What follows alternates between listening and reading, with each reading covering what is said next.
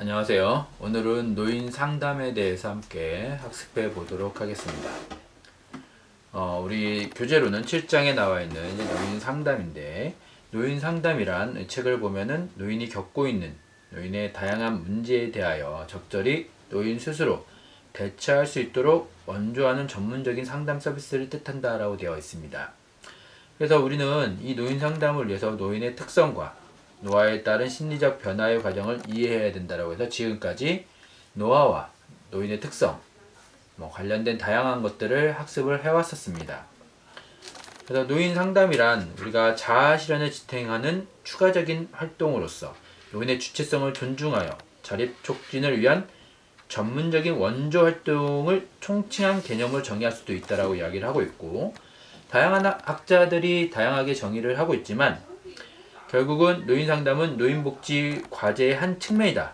그래서 은퇴로 인해서 우리가 지금까지 이야기했던 다양한 노인 문제들이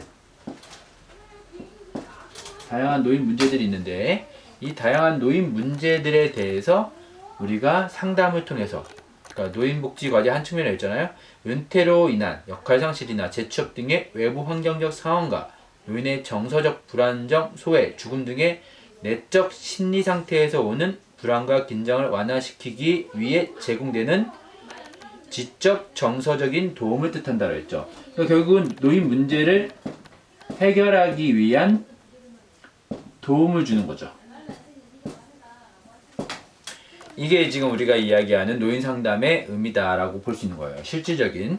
그러니까 노인 상담이란 여러 가지 의미, 여러 가지 정의를 할 수 있지만은 노인 문제, 우리가 이야기하는 신체적, 정서적 다양한 어떤 부분에 있어서 도움을 주기 위한, 그 말을 다시 이야기하면 노인 문제를 해결하는데 도움을 주기 위한, 이 문제가 크든 작든 해결하는데 도움을 주기 위한 활동으로서 우리는 노인 상담을 하고 있다라고 이야기를 하는 겁니다.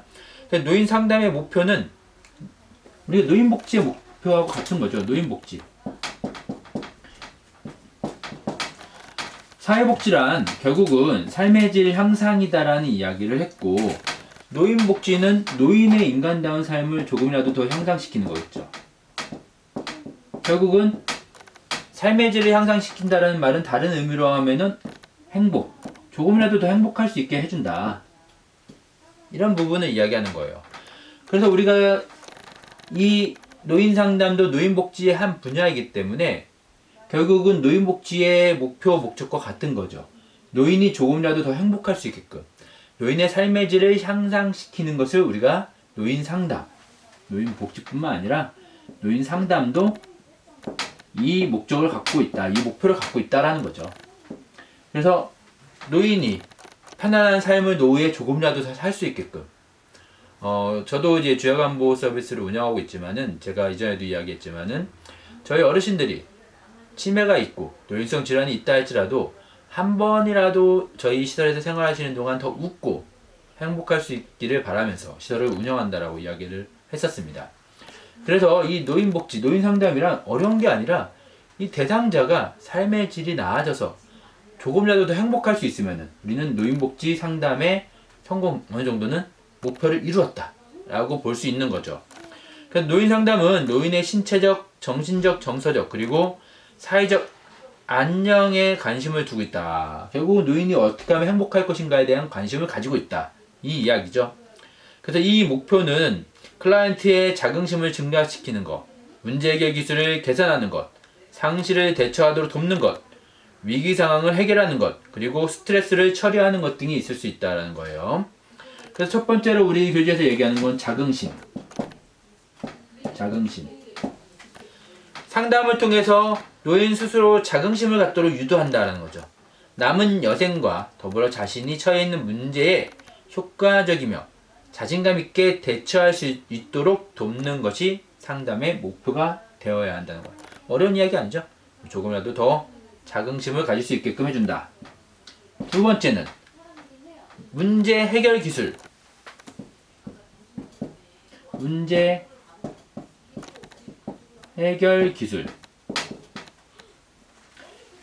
결론은 노인 상담을 통하여 노년기 생활에 적응을 원활히 함과 동시에 노인이 처한 자신의 위치와 상황, 그리고 앞으로의 방향에 대하여 인지할 수 있도록 도우며 적절한 대인관계 기술 및 대처 방식을 개선 또는 습득하게 하여 적절히 상황과 문제에 대응해 나가도록 도와야 한다. 우리가 사회복지의 첫 번째, 노인복지의 첫 번째는 자립이라는 이야기를 계속 했었어요. 자립, 스스로 할 수 있게끔. 자립을 하기 위해서는 자긍심도 필요하고, 두 번째는 스스로 해결할 수 있는 능력이 필요한 거죠. 그래서 스스로 문제를 해결할 수 있는 기술, 능력들을 우리가 상담을 통해서 도움을 준다 라는 부분입니다. 그 다음에 세 번째, 상실의 대처. 우리가 배우자의 죽음이나 지인들의 죽음이 가장 큰 상실이라는 이야기를 했었어요. 그런 상실감을 내가 경험하게 됐을 때 어떻게 대처할 것인가, 그런 상실의 대처에 대한 부분들도 우리가 상담을 통해서 도움을 줄 수 있다라는 겁니다. 그래서 첫 번째는 우리가 자긍심, 두 번째는 문제 해결 기술, 세 번째는 상실에 대한 대처, 네 번째는 위기 상황을 해결하도록 돕는 것. 위기 상황.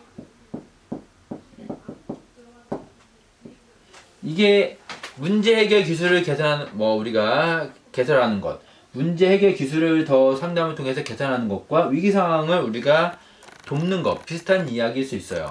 그래서 노년기에 접하게 되는 각종 위기 상황, 신체적, 심리적, 상실감에 대한 것도 여기 이어지고요. 효과적으로 대처할 수 있도록 사회복지사는 상황에 대한 통찰력과 대처하는 기술을 노인 상담을 통해 제공해야 된다는 거고요. 다섯째, 스트레스를 처리하는 것. 우리가 우울증과 치매에 대한 이야기들을 했었는데, 이 우울증이라는 부분은 처음에는 스트레스로부터 오기가 쉽습니다. 그래서 이 스트레스를 얼마나 우리가 잘 대처하느냐에 따라서 우울증을 우리가 예방할 수 있는 부분들도 있기 때문에 상담을 통해서 우리가 각종 스트레스를 효과적으로 대처할 수 있도록 도움을 줘야 된다는 거죠. 그래서 스트레스를 둔감하게 받아들이는 방법, 신앙이나 믿음을 통해 극복하는 방법, 대인관계의 증진 방법, 그래서 노인이 효과적으로 자신의 스트레스를 조절할 수 있도록 돕는 것은 노인 상담의 중요한 목표 중에 하나라는 겁니다. 그럼 우리가 실제로 이런 상담을 할 때 필요한 기술, 기법들은 무엇이 있을까? 지금부터는 이제 기법, 기술에 대한 이야기를 좀 하고자 합니다. 노인 상담을 실천하는 데에는 크게 두 가지 근본적이고 포괄적인 개념이 사용되는데, 첫 번째가 바로 관계 형성.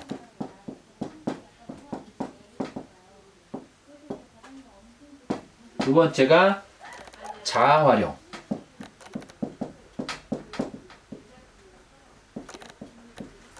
관계 형성이라는 부분은 우리가 상담을 하는데 내가 하는 말을 상대방이 신뢰하려면은 서로 간에 신뢰가 쌓이지 않으면 내가 하는 말을 상대방이 믿고 따르게 조언을 주려면은 상대방과 나는 신뢰의 관계가 형성되어 있어야 되는 거죠. 이런 관계가 형성되어 있지 않으면 우리가 라포 형성이라고 이야기하는데, 이런 관계가 형성되어 있지 않다라고 하면은 그 상담은 전혀 목표를 이루기가 어려울 거예요. 그래서 모든 상담은 처음에는 관계 형성부터 시작을 합니다. 그래서 라포 형성을 먼저 해야 되는 부분이고요. 그래서 노인 상담을 할 때는 우리가 이런 관계 형성과 자아 활용, 그래서 본인이 본인을 알아야 되는 부분들도 있고 하기 때문에 이런 자아 활용 같은 부분들. 그래서 내담 노인과의 관계 형성과 자아 활용의 문제가 왜 중요하냐? 한번 보면은 노인 상담을 효과적으로 실천하는 데서는 내담 노인과의 친밀한 관계 속에서 가능하기 때문이라는 거고요. 또 상담 서비스를 제공하는 과정에 있어서 노인복지의 실천을 적극적이고 진솔하여야 하며 이러한 친밀하고 상호적인 관계 속에서 발생을 한다는 거예요.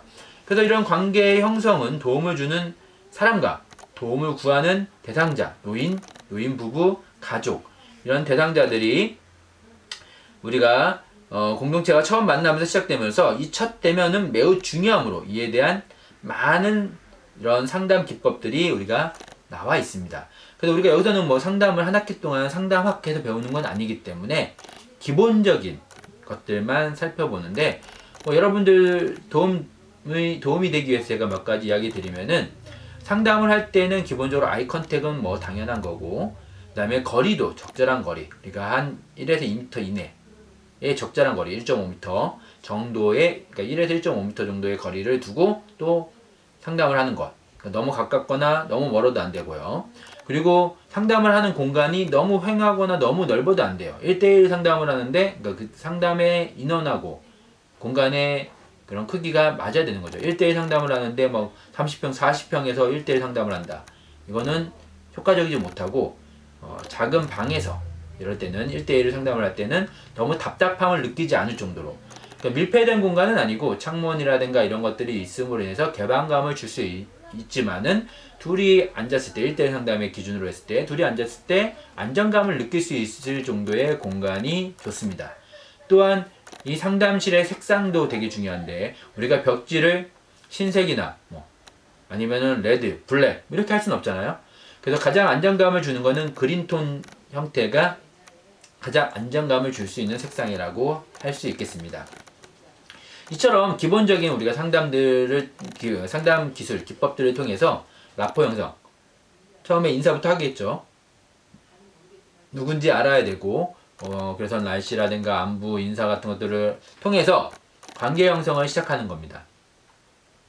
그래서 이런 우리가 도움을 주려는 사람들은 결과가 부정적인 경우나 상대방이 적대적이거나 비협조적이거나 고집불통이어서 상대방을 비방하게 되는 경우도 있는데 이와 같은 원인을 찾아보면 관계 형성이 되어 있지 않다라는 거죠. 그래서 우리는 사회복지사는 상담을 할 때 또 수용 그래서 비방을 하면 안 되고 있는 그대로를 우리가 서로 받아들여야 되는데 나도 대상자를 있는 그대로 받아들여야 되지만 대상자도 사회복지사나 상담사를 있는 그대로 인정을 하고 서로 관계 형성이 돼 있을 때 비방하지 않고 비난하지 않고 이런 상담이 잘 진행이 될 수 있다라는 겁니다. 그래서 우리는 이런 관계에 대한 부분들을 우리가 항상 중요시 여겨야 되고 관계는 사회복지사와 노인 중 어느 쪽의 일방적인 노력에 의해서 이루어지는 것이 아니라 서로에 대한 신뢰와 믿음을 바탕으로 이루어진다라고 이야기를 하고 있고요. 그래서 상담의 관계에 있어서 어떤 부분이 잘못되어 관계가 안 좋아질 경우 이런 모든 측면들을 검토해야 된다는 거예요. 노인 상담을 실천하기 위해서는 항상 자기 자신을 이러한 관계 형성의 중심에 두고 그 자체의 성질을 우리가 자각하고 깨닫고 있어야 하며 내담 노인과의 관계는 사회복지사가 정직하고 진실하며 비심판적이며 따뜻하고 수용적이며 노인에게 관심이 있고 결단력이 있으며 공손하여야 하며 이럴 때 형성되는 것이다 라는 거죠. 그래서 이러한 좋은 관계는 상담 과정에서 문제 해결 과정을 촉진시켜 상담 목표를 빨리 이루게 한다는 거야. 그러니까 결국은 목표를 이 관계 형성이 잘 되어 있을수록 목표를 빨리 이룩할 수 있다라는 겁니다. 그래서 노인 상담 관계에서 상호 간에 발견되는 결속을 우리가 사회사업적 용어로 종종 라포라고 우리가 이야기하는 거죠. 라포 형성. 우리가 라포 형성을 이야기하는 겁니다. 그래서 라포를 형성한다는 것이 노인을 무조건 좋아하는 척하는 것은 아니고 우리가 진실되어야 된다고 했잖아요. 좋아하는 척 이건 아니죠. 그래서 노인 복지에 대한 진정하고 확고한 관심과 고통에 대한 동정, 도려하는 열망 등을 우리가 나타내는 것이다 라는 거예요. 또한 사회복지사의 기본적인 도구는 바로 자신의 자아인데 노인과의 좋은 관계 형성, 발전적 변화를 효과적으로 이룩하기 위해서 자신의 의사소통 능력을 사용한다는 거죠.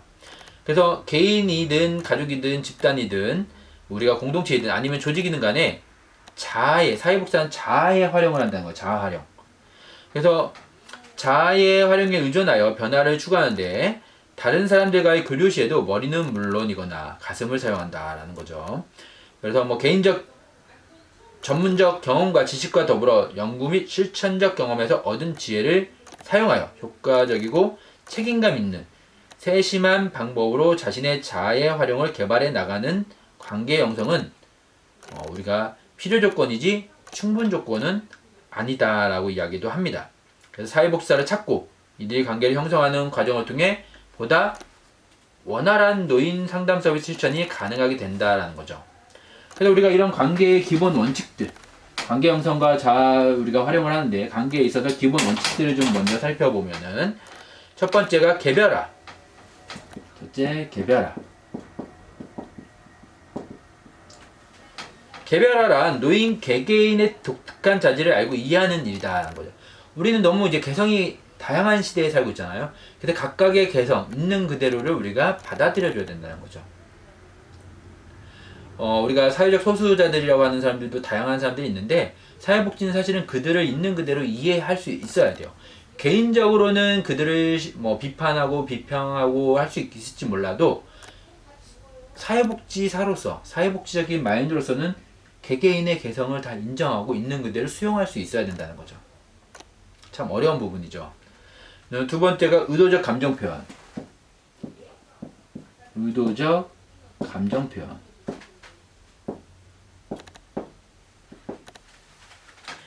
자기 감정, 특히 부정적 감정을 자유로이 표현하려는 노인의 욕구에 대한 인식에서 출발해서 의도적인 감정 표현이란 노인을 대할 때 노인 자신이 자신의 어떠한 의견과 감정을 자연스럽게 표현할 수 있도록 관계를 형성하는 것을 말한다라는 건데, 노인이 속에 있는 말을 안 하면 의미가 없잖아요. 어떤 게 문제이고 무엇을 어려워하는지 내가 알아야 도움을 줄 수 있는데, 그래서 의도적인 감정 표현을 할 수 있게끔 관계 형성을 해야 된다는 거죠. 세 번째로는 통제된 정서적 관여. 통제된 정서적 관여. 어떻게 보면 이게 제일 어려운 걸 수도 있는데, 노인의 감정에 대해 사회복사는 이해와 민감성 및 적절한 반응을 우리가 해줘야 되는 건 맞는데, 이런 과정에 있어서 노인에게 그 감정을 말로 표현하도록 권고하고 해야만 하며, 사회복사의 역할은 노인의 감정에 대한 민감성과 노인이 의미하는 것에 대한 감정 이입적 이해, 그리고 노인의 감정에 대한 의도적이고 적절한 반응을 줄 수 있다는 거죠. 그래서 사회복사의 정확한 진단과 사고에 따라 그 방향이 설정돼야 되는데, 가끔은 내가 감정이입이 너무 돼서 이게 같이, 예를 들면 대상자가 너무 슬픈, 자기가 경험했던 힘들고 어려웠던 이야기들을 하는 거야. 그러면 그거에 너무 감정이입이 돼가지고 같이 부둥켜 안고 울고 있어요. 이거는 물론 좋은 관계 형성이 돼 있다라고 볼 수도 있겠지만은 통제를 못하고 너무 정서적으로 관여가 된 거죠. 그래서 하나가 돼가지고 막 같이 부둥켜 안고 울고 있다. 사실은 내가 사회복사로서는 그 슬픔과 그 힘듦을 내가 이해해주고 공감해주는 건 필요하지만은 거기에 더 나아가서 객관적 사실로 바라보고 내가 개입할 수 있는 그런 부분이 필요한데, 그렇지 못하면 안 된다는 거예요.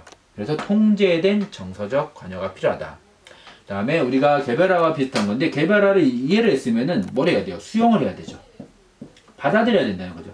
각각의 개인의 특성들이 다 다양하게 있기 때문에 그에 대해서 우리는 수용, 있는 그대로를 받아들일 수 있어야 된다는 겁니다. 그리고 수용을 할 경우에는 앞에서도 제가 얘기했지만 비심판. 있는 그대로 받아들였으니까 심판하면 안 되죠. 그거에 대해서 잘못했다, 잘했다 이야기하면 안 되는 거예요. 내 대상자이기 때문에 있는 그대로를 받아들이고 내가 어느 부분에 대해서 개입을 하고 상담을 해야 되는지 우리가 이렇게 접근을 해야 되겠죠. 또한 우리가 마지막으로 이야기하는 게 여섯 번째, 클라이언트의 자기결정권. 아무리 좋은 상담, 아무리 좋은 서비스도 우리는 클라이언트가 싫어하면 할 수 없다라고 계속 이야기를 합니다. 그래서 자기결정권. 노인이 스스로 선택하고 결정을 내릴 수 있는 자유로운 권리와 욕구를 가지고 있다는 거죠. 그래서 클라이언트는 자신의 문제 해결을 위해 다양한 대안들을 알고 있고, 그러니까 우리가 정보를 제공하고 조언을 줄 수는 있지만은 결정을 우리가 할 수는 없다라는 거예요. 그리고 문제 해결자는 사회복지사가 아닌 노인이어야 한다는 거죠. 그래서 사회복지사는 어떠한 의견이나 제안도 할 수 없다는 것을 의미하진 않고, 다양한 조언과 정보를 제공해주고 옆에서 최종 결정은 노인이 하게끔 해야 된다는 겁니다. 또한 어떤 경우에도 법이 보장하는 한도 내에서 자기결정권이 보장되어야 되고요. 법치국가이기 때문에 때로는 우리가 법에 대해서 저도 저 법은 참 불합리한 것 같아. 예를 들면은 성범죄라든가 이런 부분에 있어서 우리나라가 미국이나 유럽의 몇몇 국가들에 비해서 너무 형량이 적은 것 같아. 개인적으로 이렇게 생각할 수 있어요. 하지만 그렇다고 해서 내가 그 법 위에 그 법을 막 뜯어 고치고 내 마음대로 더 처벌을 하고 이럴 순 없잖아요.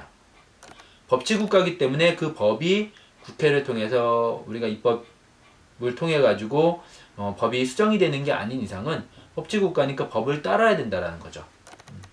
노인 스스로 결정을 내리게 하는 이유는 결정 과정에서 스스로의 상황과 능력, 가능성에 대한 충분히 고려하고 자신감을 갖도록 해야 된다는 거고요.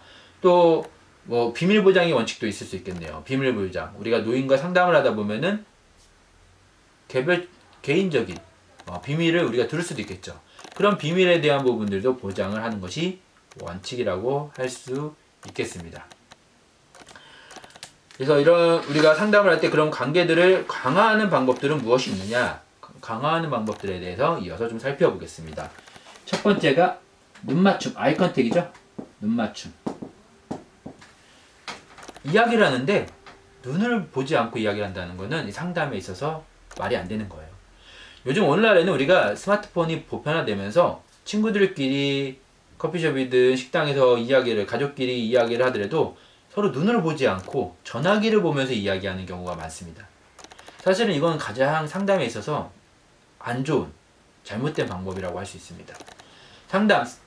상담뿐만 아니라 커뮤니케이션, 우리가 의사소통을 함에 있어서는 가장 좋은 의사소통은 상대방을 바라보면서 우리가 아이 컨택을 하면서 하는 것이 가장 좋고 바람직한 방법이라고 이야기할 수 있습니다.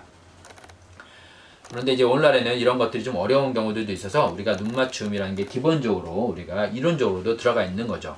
상담 시 또는 대화 중에 우리는 노인의 눈을 똑바로 쳐다보는 것이 중요하다. 그렇다고 째려보면 안 되겠죠. 부드럽게 쳐다보고 또 상황에 따라서는 시선을 다른 곳으로 돌렸다가 다시 또 보고 계속 보기만 하는 건 아니고요. 사회복지사인 당신이 노인의 말을 잘 듣고 있다라는 의미로서 우리가 부드럽게 바라보아야 된다는 겁니다. 그럼 눈을 맞췄으니까 두 번째 어떻게 돼요? 경청. 상담의 시작도 경청이고 마지막도 경청 우리가 이야기를 합니다. 듣는 게 그만큼 중요해요. 이 커뮤니케이션, 이 의사소통이라는 부분에 있어서 우리가 대화를 하다 보면은 대화가 안 된다. 싸움을 하는 경우들 대부분 보면요. 자기 주장만 하다가 끝나는 경우가 많아요. 그러니까 상대방의 이야기를 들어야 되는데 상대방의 이야기를 듣지 않고 내 할 말만 하다가 끝나는 거죠. 수평선을 쭉 이어가는 거죠. 그래서 상담이란 내 할 말을 하는 게 아니라 들어주는 거예요. 경청. 그래서 눈을 맞추고 들어주고, 그래서 경청은 단순히 듣기를 넘어 적극적으로 그 사람의 말을 내가 잘 마음속에 기억을 할 수 있게끔 들어줘야 된다는 거죠. 이해하는 데 중점을 두고, 그 사람은 자신이 말하고자 하는 것을 어떤 의도를 가지고 전하는데 또 상대방이 들을 거라는 희망을 갖고 이야기를 하는 거겠죠. 그래서 그 의도를 파악하고 그 메시지에 따라서는 대상자가 직접적인 언어로 표현을 안 하는 경우도 있어요. 그럴 경우에도 내가 그 언어적 의미에 대한 부분들을 이해할 수 있도록 노력을 해야 되겠죠. 그리고 얼굴 표정. 세 번째, 표정. 얼굴 표정. 이야기를 듣는데 인상을 쓰고 있거나, 저도 이제 인상이 이렇게 썩 부드럽다라는 소리는 못 듣는 편인데, 그래도 가급적이면은 수업을 하거나 아니면 상대방과 이야기를 하거나 이럴 때는 웃으면서 이야기를 하려고 노력을 합니다. 잘 안 되는 부분도 있는데, 상담을 할 때는 더더욱이 우리가 얼굴 표정이 매우 중요한 거죠. 찡그리고 있거나, 화난 표정을 짓고 있거나 이러면은 상담할 때 관계 형성, 상대방하고 제대로 된 상담을 진행하기가 어렵겠죠. 우리는 의사소통을 함에 있어서 커뮤니케이션에 대한 부분을 놓고 보면은 언어적인 부분이 많을까요? 비언어적인 부분이 많을까요? 비언어적인 부분이 의사소통이 훨씬 더 많다라고 합니다. 언어적인 부분보다 비언어적인 부분이 한 70% 정도 이상을 차지할 정도로 의사소통에 이 비언어적 부분이 많은데, 이 얼굴 표정도 이 의사소통에 있어서 비언어적 부분에 들어가는 거죠. 나 잘 듣고 있어. 나 너의 이야기가 좋아. 관심 있어. 뭐 이런 표정들로 지어야 되는데, 뭐 얘기해봐. 너 떠들 때는 떠들어봐. 이런 것들은 안 좋은, 잘못된 방법이겠죠. 그리고 비언어적 의사소통은 또 얼굴 표정도 있지만 또 뭐가 있겠어요? 태도. 상담을 하는데 막 팔짱을 이렇게 딱 끼고 상담을 한다든가, 이거는 말도 안 되는 부분이겠죠. 그래서 몸 동작과 태도 또한 노인에게 정보를 제공하게 되며 우리가 긴장과 이완, 격식을 갖춤, 비격식적인 것과 같은 상반된 태도는 특히 중요하다는 거예요. 그래서 몸의 긴장은 우리가 움직일 때 몸의 근육이 긴장된 정도를 나타내 주기 때문에 대부분 우리의 감정적인 긴장과 일치한다는 거죠. 그래서 우리는 비언어적인 부분이 이렇게 크게 중요하다는 걸 계속 강조를 했습니다. 그래서 우리는 이 상담을 할 때는요, 옷차림도 중요해요. 액세서리가 이렇게 너무 많이 있거나 이래도 안 되고요. 깔끔하고, 그렇다고 너무 대충 입어도 안 되고, 상대방에게 신뢰를 줄 수 있는 그런 복장을 하는 것이 좋습니다. 귀걸이나 액세서리는 가급적이면 피하는 게 좋고요. 그리고 다섯째, 온정. 온정이라는 거는 관심과 흥미와 다른 개인에 대한 애정을 우리가 이야기한다고 볼 수 있는 거고요. 온정. 그 다음에 여섯째, 공감. 우리가 앞에서 비언어적인 부분으로 다 이제 공감한다는 이런 모습들을 비춰주게 그 얼굴 표정이나 태도로 했지만은 그래도 실제로 공감을 하고 있어야지 느낄 수 있겠죠. 우리 아이들이나 노인들이나 뭐 치매 어르신들, 노인성 질환을 앓고 있는 어르신들 다 비슷한데 말 안 해도 상대방이 나한테 정말 진실되게 대하는지 안 대하는지 대부분이 많이 느끼고 알고 계십니다. 그래서 정말 이 공감이라는 거는 내가 우리 그 노인의 이야기에 적극적으로 공감할 수 있는 그런 모습들을 보여줘야 된다는 거죠. 그래서 공감은 내담 노인의 감정에 동의하는 것뿐만 아니라 당신이 상담자가 느끼는 것을 이해하는 것까지 우리가 의미한다는 거고요. 또 일곱 번째로 진심 어림. 그래서 사회복지사의 노인 간의 관계를 증진시켜 줄 수 있는 요소로 진심 어림은 빠지지 않는다는 거죠. 진심 어림은 자연스럽게 우리가 진지하고 즉각적이며 개방화되고 진실한 태도로 이야기하는 거고요. 그럼 실제로 상담을 할 때 필요한 기법들, 우리가 관계를 형성하는 데 강한 기법들을 이야기했다면 상담을 할 때 필요한 기법들을 잠깐 이제 몇 가지만 좀 살펴보겠습니다. 첫 번째가 명료화. 이야기를 상담을 듣다 보면은 무슨 이야기인지 잘 모를 때도 있고 정리가 안 될 때도 있어요. 그래서 명료화 기법은 노인이 말하고자 하는 내용을 명확히 이해하지 못하거나 표현하는 바가 무엇인지를 분명히 하고자 하는 기법으로 비슷한 말로 바꾸어 말하거나 쉽게 표현하는 거죠. 그래서 이렇다고 이야기하시는 거죠? 이게 이런 말씀이신 거죠? 라고 이렇게 정리를 해주는 부분들을 우리가 명료화라고 이야기할 수 있습니다. 또한 두 번째, 지지. 이야기 들으면서 그러셨겠네요. 힘드셨겠네요. 이런 것들이 이제 지진 거죠. 그리고 세 번째가 침묵. 이 기법은 좀 전문가들 어느 정도 경험이 있을 때 쓸 수 있는 부분이라 볼 수 있는데 이야기를 하다가 어느 정도의 잠깐의 침묵이 필요할 때가 있다는 겁니다. 근데 이 침묵 시간이 너무 길어지면은 어색해지고 다시 상담을 이어가기가 힘들어질 수가 있어요. 그 다음에 조언. 필요한 도움을 줘야 되는데 이거는 상담 초기에 하는 게 아니라 이제 개입을 할 때 우리가 하는 부분인 거고요. 또 직면이라는 게 있습니다. 직면.